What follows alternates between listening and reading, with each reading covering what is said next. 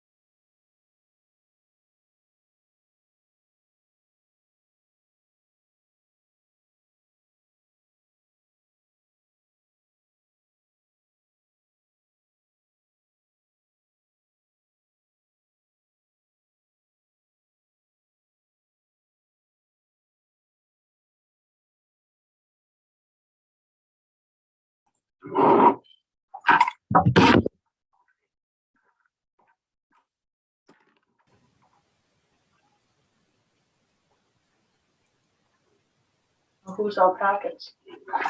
These are Lorelai's. Not you're on mute, right? Not yet, I will be.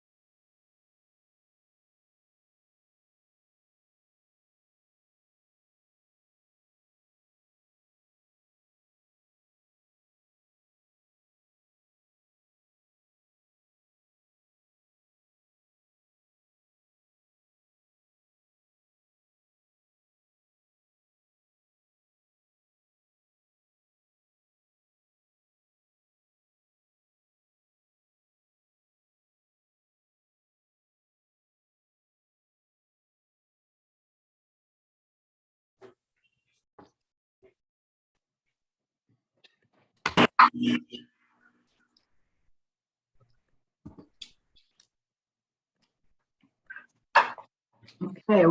are we all back, Ellen? It looks like we're ready. Okay, great. Thanks, everybody. Welcome back. We're reconvening from our executive session. Welcome back to the Finance Facility and Technology Committee. Please remember to mute when not speaking so that we can make sure everybody can be heard. I'm very pleased to start the agenda with the first item to increase authorization for the USM Center for the Arts, noting that the committee has followed this with great interest and very much applauds the efforts to raise so much money for this important venture. So, President Cummings. Thank you, Madam Chair. We appreciate the opportunity here to bring forth this request to engage in a deeper level of schematics for the Center for the Arts. The early approvals by the Board of Trustees to begin this process over 2 years ago and the follow-up discussions have allowed us to build on the reduction of the size of the initial building and to reduce considerably the cost of the building from the originally approved $65 million. We believe, as Trustee Irwin has recently stated, that the Center for the Arts is, quote, a signature building, and the School of Music is a signature program for the university and for the University of Maine system. To talk about the specific benefits of executing the schematic design concept at this time and the success that we've had so far in the fundraising, I'm going to turn it over to the University of Southern Maine Foundation President, Ainsley Wallace. Thanks, President Cummings. And I am going to share my screen. All right, let me know if anyone cannot see that. All right, as you know, the Center for the Arts on the Portland campus would be the home to the recently named Dr. Alfred and Susie Osher School of Music. As President Cummings mentioned, this is a signature program of excellence at USM and throughout the system. This is a plan that increases enrollment and retention, and as Director Alan Kashu will speak to, students at USM are among the highest retained students in the university, over 90%. It will have a wide impact on Maine's K-12 music education workforce. USM alumni have won the Teacher of the Year awards for 5 years running, offered by the Maine Music Educators Association.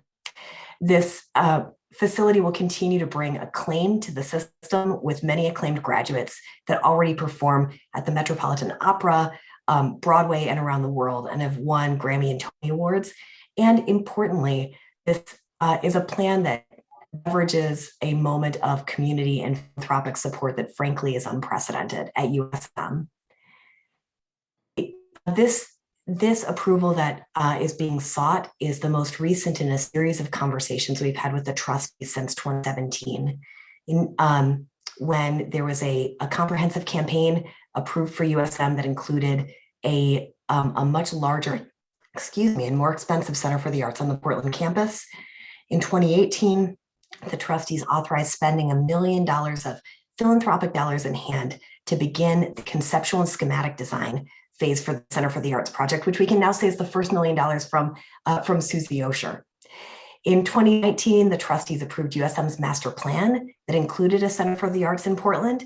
This is when the USM Foundation initiated a planning study to make sure that our expectations of what we could achieve philanthropically matched our goals. So in 2020, the USM Foundation launched a comprehensive campaign in the quiet phase with an adjusted campaign goal of $46 million. And at that time, we could see a pathway to $15 million philanthropically for a Center for the Arts as part of that campaign. And here we are in 2021 with the first phase of conceptual and design completed for the Center for the Arts, a much narrowed down building that's an instructional building focused on 3 classrooms, a recital hall of 200 seats, a gallery that also acts as a lobby, and performance spaces for our students. And the USM Foundation has raised more than $17 million for a Center for the Arts in 15 months, which is a level of success that we've never seen before at this university. So as mentioned, our current request is that the trustees authorize expending up to $3.2 million to pursue design development and construction document stage using philanthropic dollars that we have in hand already earmarked for this purpose. As you all know, we've had a couple of exciting gift announcements from the Crew Foundation on top with Dan Crew and from Susie Osher down here at the bottom. And we know of a bequest that will be at least $3.5 million more for this project as well, that's being settled right now in probate. So we'll be over $20 million before we know it. And this project is tapped into a body of donors and community influencers who have been supportive of this idea of a project for decades. We can now say that because of this momentum, that we project philanthropic support of $25 million or greater. And we hope that we will see over the next year how much or greater we can expect. But what we can say is that with each new gift and with each new trustee authorization, milestones are achieved, the project becomes more real and more focused, and the project gains additional momentum as donors can see what this project could really be. And as you all know, the reason why I care so much about this is that our lead donors have said how much they hope they can see this come to while they're still with us. And these are donors who are in their late 80s and early 90s, making the biggest gifts of their lives and really looking for this to be part of their legacy. Let me turn it over to our Chief Operating Officer, Alec Porches. Thanks very much, Ainsley. Good afternoon, everyone. So I think we're going to see a slide here momentarily that just shows where the Center for the Arts is on campus. Yep. So you can see on the right side of the slide or the east side of our campus, that's the ongoing Portland Campus Development Project. Frames a residence life quad. On the other side of campus, the left part of the slide here, that will be the Center for the Arts and a new academic quad that would form. So next slide, please.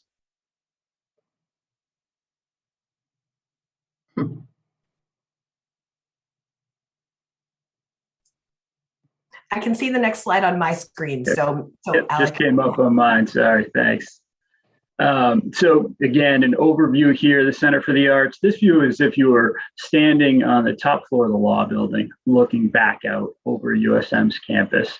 We just highlighted the project budget right now. Our working estimate is $40 to $46 million. As Ainsley said, today we're requesting a $3.2 million authorization that would enable us to complete design development and construction document phases. So essentially to advance to shovel-ready status, if you will. It would give us a good opportunity to provide further precision around the project costs and also to strengthen our philanthropic momentum, as Ainsley suggested, and the potential there. Just would note a couple of pricing variables, very much in the news these days with any construction project, materials and labor. In this case, two key materials, lumber and steel. Depending on when we would go forward with actual construction of the project, we could see some tailwinds just in the sense that right now we're seeing peak pricing. And when we got our construction estimate back in April, definitely peak lumber and high steel. Hard to say, obviously, how this plays out in the future, but I wanted to note that for the committee. And then certainly some potential for driving additional value engineering and other efficiencies when we bring a construction manager at risk on board. Next slide, please. I think this slide we're going to see here momentarily just shows an overview of the Portland Campus Development Project. And the reason we included this was just to highlight the fact that the two projects are isolated in terms of how they're funded and how the finances work. For Portland Commons Residence Hall, that's a $72.8 million building. It's financed by University of Maine System revenue bonds, with USM paying annual debt service from revenue directly from room rental. So it doesn't rely on any enrollment growth, but simply filling the building with existing students, many of whom, probably most of whom today are commuters. The combined project, that and the Career and Student Success Center, projects at north of $500,000 in annual free cash flow from year one. The Career and Student Success Center is funded by a state bond, philanthropy, and existing university resources, and there's no financing on that project. So next slide, please.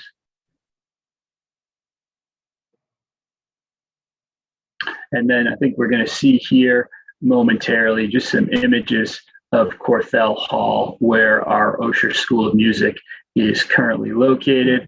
And the way I talk about this is that Corthell is an inadequate home for the Osher School of Music. And Alan Kashub, our director of the School of Music, will talk to you momentarily about that. But Corthell itself is not an inadequate building. It could really be effectively repurposed. There's an opportunity when the School of Music moves out to transition a lot of that infrastructure to much needed classroom, studio, and administrative space. I don't want to go as far as to say getting two buildings for the price of one, because I think it's overstating it, but there is an element of freeing up much needed space. And I just point to the bottom right hand of the slide as a way to illustrate that. That's the current performance area in the performance hall, if you will, in Corthell. It seats 180 students. When we move the School of Music out to Portland, obviously that would be vacated, and that could transition to a lecture hall. We only have one lecture hall in Gorham right now, so this would effectively double our lecture hall capacity. I think it could be transitioned pretty seamlessly. So I want to turn things over now to Dr. Kashub to talk more about Corthell and then the opportunities of transitioning to a state-of-the-art School of Music building. Thank you, Alec. So I'm welcoming this opportunity, and I concur that Corthell Hall is a beautiful building, as you can tell, and will have a long and fruitful life after this. The problem we have with it now is that it just was never built for music. This beautiful room that you see in the bottom right, we can't do anything up above that. That's 2,400 lost square feet above this building when we're either performing or recording in it, because there's so much sound bleed between the two floors. And that sound bleed exists between pretty much every room in the building. So practicing music, learning music is very difficult in that. In terms of technology, we've scrapped a lot of things together in our, this building that was built just after the Civil War, but it's not really, technologically advanced. The recital hall has no screen, so we can't do super titles for operatic performances or things like that. And the acoustics are good for some things. It's wonderful for piano recitals and things like that, but it's not adjustable as it will be in the new building. So we're pretty limited in what we can accomplish in that room. In terms of moving equipment, we have one elevator that maybe is a two-person elevator. So we, in fact, next week we'll be moving just about all of our percussion equipment to Merrill Auditorium for our youth ensembles concert. That will go in the elevator one drum at a time. $30,000 5-octave marimba will have to be completely disassembled in order to move it. Every piano that's on an upper floor in this building has been carried up the stairs by technicians. The last time we had a piano donation, we incurred $3,000 in moving costs because piano movers charged by the step. So they had to go all the way to the third floor carrying, pianos, which I can imagine you realize are very heavy. In terms of recruiting, this building is, I like to say we recruit well based on our personality, not on our facilities. We're very good at, bringing students here with the warmth and the, interest of our faculty, but it's getting very hard now that most high schools and even middle schools have much superior facilities to what we have to convince students to come to study music at USM. And this could be a real major problem in the future if we don't do something about it now. And then just finally, the access to audiences is tremendously important. To be part of this really robust art scene in Portland for our music majors is a big step forward, and I think it will also bring more of what we do to into the landscape of other donors who will be supportive of our programs. If you look at what will be, this is sort of a mock-up of what the new building will look like in our recital room. I think it shows huge recruitment potential to bring students to our urban campus, to show them this incredible facility that is so inspirational in its design. This room will have adjustable acoustics. It will have all of the technological accoutrements to do everything from chamber music to small operatic and musical theater productions. And Portland is a great location to do that. We'll again be able to have super titles because there'll be a screen in there. The tunable acoustics will allow us to change the reverb time in the room so that we can use it for choral ensembles and for chamber music and other even larger ensembles. And because the building's on one floor, we'll be able to very easily pack up a truck and move out into other locations, both for recruiting and for our pretty much annual performances at Merrill Auditorium for much larger size audiences. In terms of the location really helping with our sort of community focused approach to education here at USM, I would say that this is where all the music is happening, is in Portland. Right now, it's not only hard to get audiences to come out to Gorham, but it's also hard to get parents for our youth ensemble programs to come out to Gorham. And there's so much happening in Portland that we want our students to be involved in, everything from the Portland Symphony to the Portland Ovations, but also there's going to be incredible summer opportunities with the two Bach festivals, the Chamber Music Festival, Opera Maine. All those things take place in Portland in the summer, and we'll be able to have these sort of synergies with those organizations with our students. So, I really feel this is a wonderful opportunity. This is it's time to do this. So very excited. I guess the other thing, so the next thing is enrollment. I just want to point out here that on the bottom, this increase in enrollment by 30% short term is not pie in the sky. That's really just 42 more students than we have now. We have in the recent past had cohorts coming in pre-pandemic of 60 to 70 students. We could very easily get to these numbers. That number of 232 may seem oddly specific, but I came up with that based on numbers of trumpet players we need, a number of trombone players. It's a little bit like fielding a baseball team. So you're choosing the right number of people to really make a program that serves the community and each other wonderfully. As you can see over on the right, you'll see that the students we attract also have the highest retention rates of the university.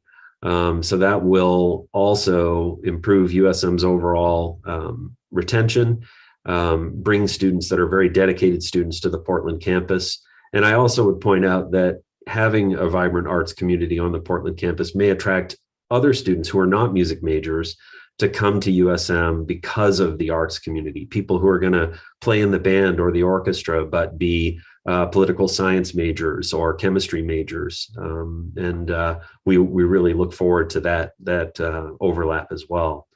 So I think I covered everything I wanted to cover in this slide. So I'm going to turn it over to Ainsley. Thank you all very much. Thank you. Thanks, Dr. Kajum. So once again, we so appreciate the opportunity to be in front of this committee, requesting this authorization that will give really important data for us all to look at to determine the next steps for this project. Data about our philanthropic potential, as well as the opportunities and costs, true costs of this project.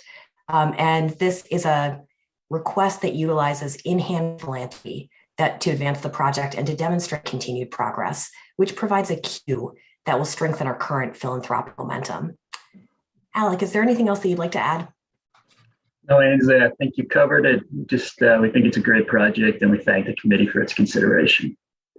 Great. Let me come back. We've seen much of this presentation before. You've done really comprehensive a review for us. We appreciate that. I'm very concerned about time, but I want to make sure if we have a resolution before us that I appreciate the work that's gone into that between the campus and Brian. Is there any comment before we go to the resolution? If not, I'll read the resolution. That the Board of Trustees accepts the recommendation of the Finance, Facilities, and Technology Committee and authorizes the University of Southern Maine, acting through the University of Maine system, to expend up to an additional $3.2 million to complete the design, development, and construction document phases of the proposed Center for the Arts on the University of Southern Maine's Portland campus. With the current request, the total authorized for this project will be $4.2 million. The funding source will be existing philanthropic funds dedicated to creation of the Center for the Arts, in advancing to the design, development, construction, documents phases of the Center for the Arts project, USM will continue to review alternative design options and value engineering measures that may produce cost savings. As the project advances, USM and the USM Foundation will continue its robust fundraising efforts to support further advancement of the project, with the understanding that the USM anticipates a portion of the project costs will be funded by a combination of USM E&G resources and the issuance of UMS debt, with debt service funded by USM. Do I have a motion? So moved. Sen- Second. I have it's Trustee Kane, seconded by Trustee Rotundo. Any further comment? Again, congratulations for this fundraising. We urge you to keep up the great work. I believe we are ready for a vote, Ellen. Certainly. Trustee Kane. Yeah. Trustee Doak.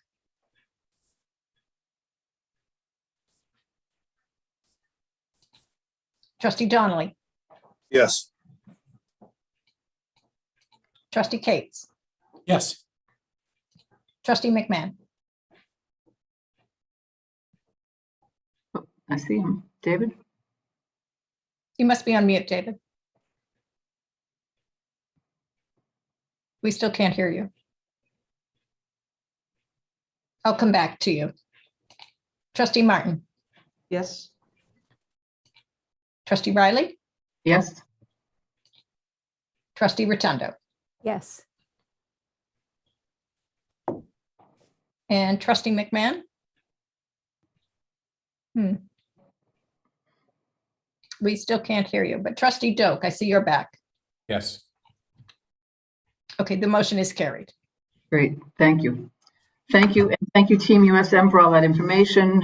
Good luck, and we are sure we'll be hearing more about this project as it advances. Thank you, Trustee. Let's move on to our next item, campus network equipment refresh.